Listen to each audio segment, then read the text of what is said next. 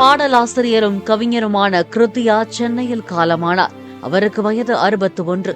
9 கோளும் என்ற விநாயகர் பாடல் உள்பட புகழ்பெற்ற பல பக்தி பாடல்களை எழுதியவர் கிருத்தியா. தில்லுக்கு துட்டு என்ற படத்தில் சிவன் மகண்டா என்ற பாடலை எழுதியவரும் இவரே ஆவார்.